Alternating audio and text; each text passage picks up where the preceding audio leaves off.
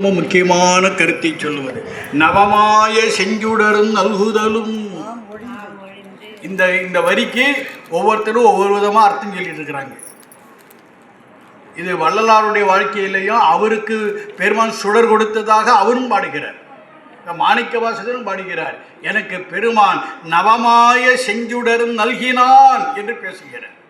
அவன் நவமாய செஞ்சுடர் என்றால் என்ன என்பதை புரிந்து கொள்ளணும். நவம் என்ற சொல்லுக்கு புதுமை என்று பொருள். நவம் என்றால் புதுமை. இன்னொரு இடத்துல நவம்னா 9 நவகோள்கள், அது சாதாரண பொருள்.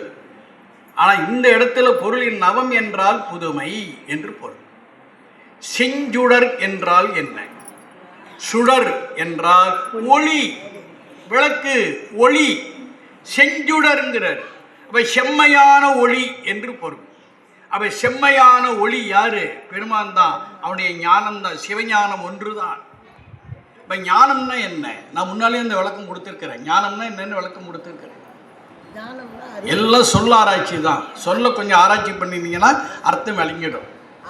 ஞான் கூட்டல் அம் ஞானம், அதெல்லாம் அப்படி தானே சொல்ல பிரிக்கணும். அவன் ஞான் கூட்டல் அம்முன்னா என்ன அர்த்தம்? ஞான் என்றால் நான் என்று பொருள். அது நல்ல தமிழ் சொல்லு. அப்போ இன்னைக்கு மலையாளி அதை பேசிகிட்டு இருக்கிறான், ஞானம் வரையும் அப்படிங்கிறான். நாம் அதை விட்டுட்டோம். நம்ம வேலையே இதுதான். நம்மகிட்ட நல்லதெல்லாம் எல்லாருக்கும் கொடுத்துட வேண்டியது, கெட்டதை வாங்கிக்க வேண்டியது. அப்படி போயிடுச்சு. இந்த தெலுங்கா இருக்கிறான், செப்பு அப்படிங்கிறான், செப்பண்டிங்கிறான். செப்புதல் நம்ம சொல்லு விட்டுட்டோம். பாரதி பாடுறாரு, செப்பு மொழி 18 உடையாள் என்று பாரதி பாடுறாரு. இதில் நமக்கு அந்த தாய்மொழி பற்றே கிடையாதுங்க.